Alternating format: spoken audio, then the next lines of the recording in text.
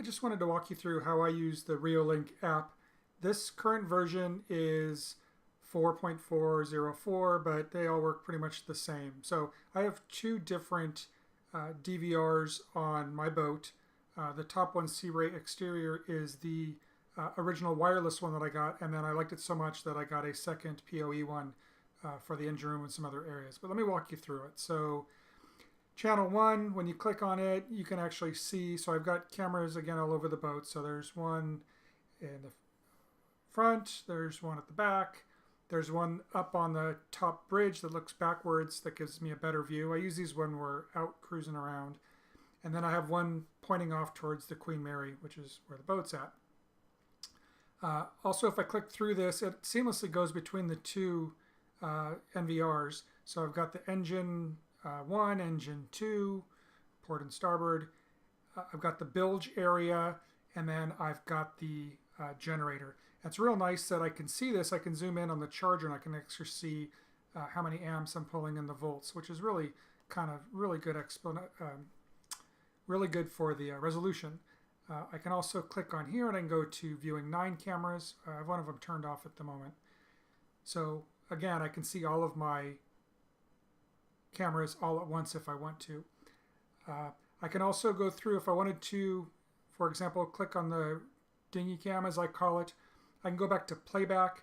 So I'm going back to earlier today, and I can go back to, let's say 12 something. I can click on play. You can see the dinghies here, and then I can scroll one way or the other to come up with the different timing. So I can do this. At the time I had a friend over, if I wanted to go specific, I can go backwards little by little and see when he pulled up. I can click on the picture, and it'll take a low-res picture. I can turn the phone sideways, and it will give me a high-resolution picture. I can also, if I want to, turn on the volume. And I turn it off, or I can export a video. Again, I'm doing this all from my phone on the app. So there I go, and then I can hit stop, and then it saves the file to my phone. Everything works pretty cool. I can also go through and make changes to the device itself.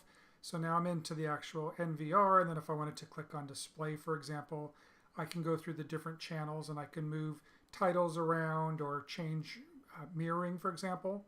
So if I'm looking at the front of the boat, this is what I see. If I click on channel 2, which is the rear of the boat, if I'm looking at the front of the boat and I'm looking back, this is actually looking out. So if I want to, while I'm underway, I can click on mirroring, just a quick change, and then it inverts it. So now when I'm looking, I can actually see what I would be seeing behind me as that way. So if I'm backing the boat up, I can see left is left, right is right, or port and starboard, blah, blah. So it works out pretty cool. So I'll change this back. But you can really go through and make any changes you want to the NVR. I can change recording schedules. I can put the sound or not. I can change all the device names and move things around. And it's really, really cool. And again, I can do the same thing with the other one too. Everything is seamless between the two NVRs. So again, if I want to do this, I click on the main page. I go to my 9-camera layout, and then I can do this. These icons down at the bottom allow you to do the same thing.